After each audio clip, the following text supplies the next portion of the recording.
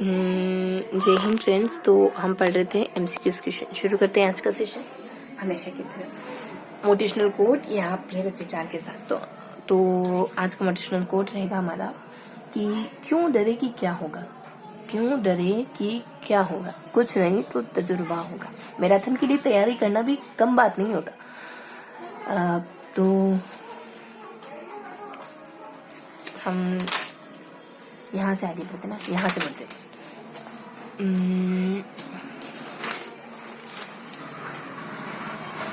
कति वर्षांतर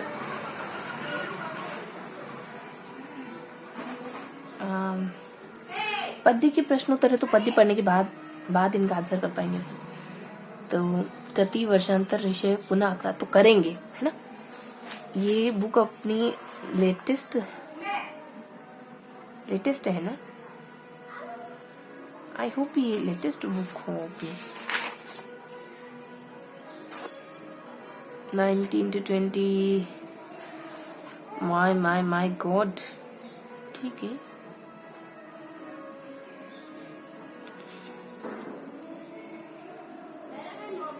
ये भी मायने रखता है कि ये बुक कब पब्लिश हुई थी। देखो 2021। ठीक है, हम पद्यांश के प्रश्नों को, है ना,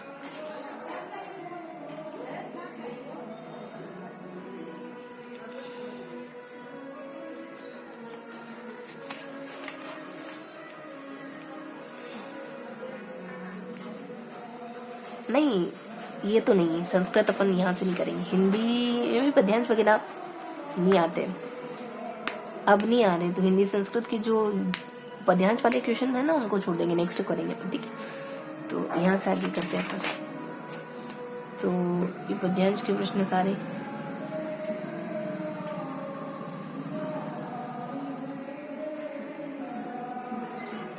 निकृष्टतर में कौन सा प्रत्यय है, तो ये तम प्रत्यय हो जाएगा, है ना। और पराक्रमते पदे उपसर्ग अस्ति, तो इसमें उपसर्ग क्या है, तो परा उपसर्ग है। और चलन पदे प्रत्ययो अस्ति, तो चलन में कौन सा प्रत्यय है, तो इसका मतलब हो जाएगा मॉडल फर्स्ट का संस्कृत में। तो 32 39 का उत्तर हो जाएगा 1 तरफ प्रत्यय, है ना। और 40 का मतलब हो जाएगा परा, है ना। और 41 का हो जाएगा 2 मतलब क्षत्रिय प्रत्यय। चलन में कौन सा है, क्षत्रिय प्रत्यय। अत्रयो में संधि कौन सी है, तो वृद्धि संधि। मन क्या होता है, इत्यस्य संस्कृत अनुवाद अस्ति, इसका संस्कृत का अनुवाद क्या होगा, 43 का संस्कृत का अनुवाद होगा मन क भवति, है ना, मन क भवति। राम से धन स्वीकार करो, इसका संस्कृत अनुवाद क्या होगा, तो इसका संस्कृत अनुवाद होगा रामात धनम स्वीकरो, है ना। मन क्या होता है, तो मन कह भवति, कौन होता है, क्या होता है ना। और राम से धन स्वीकार करो, तो राम से, है ना, पंचमी विभक्ति। और धन को स्वीकार करो। तो अब तक जो क्वेश्चन पढ़े वो सारे समझ आ रहे हैं ना। चलन में क्षत्रिय प्रत्यय है, पराक्रम में, निकृष्टतर में, अत्रिय में, मन क्या होता है, राम से धन को स्वीकार करो। सारी बातें समझते हुए चलना है, ठीक है। और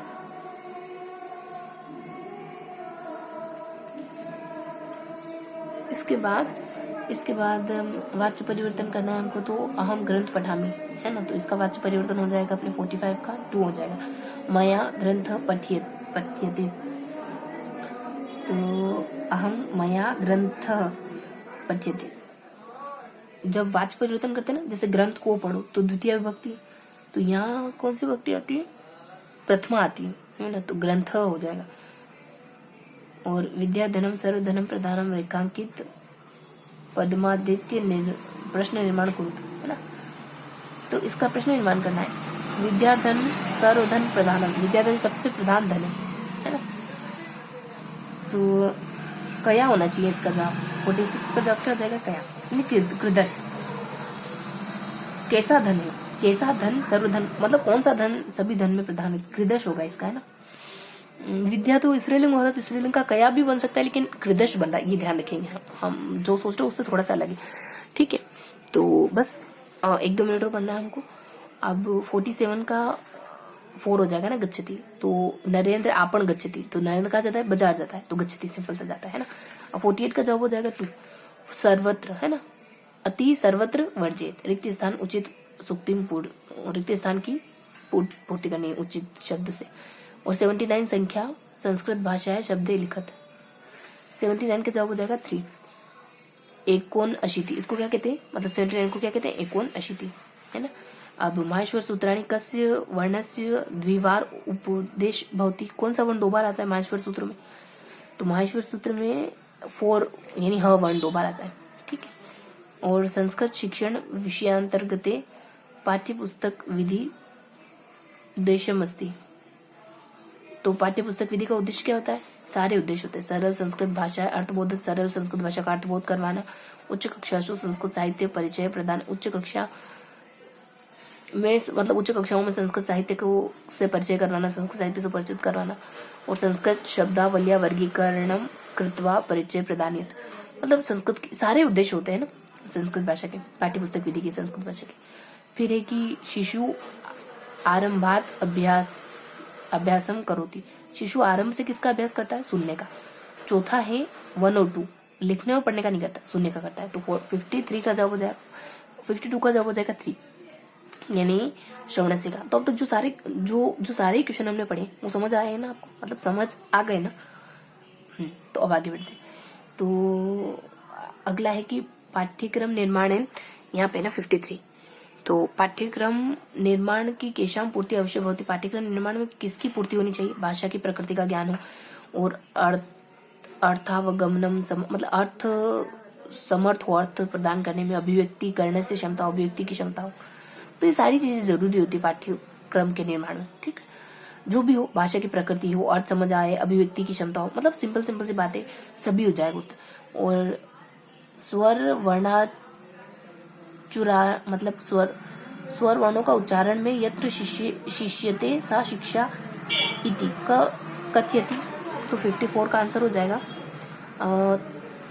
दूसरा हो जाएगा ना इसका आंसर, सायण। सायण का मतलब क्या हुआ, स्वर वर्णात का उच्चारण, मतलब उच्चारण यत्र शिष्यते सा शिक्षा इति, मतलब इसकी शिक्षा किसने दी, ऐसा कुछ होगा, है ना। तो सायण ने दी, पतंजलि ने नहीं दी, वेदव्यास ने नहीं दी, वाल्मीकि ने नहीं दी, है ना, सायण ने दी इसकी शिक्षा। पता नहीं क्या है, लेकिन हाँ ध्यान रखेंगे, ठीक है। तो 1 मिनट रुकेंगे, तो मिलते हैं अगले सेशन में, तब तक के लिए जय।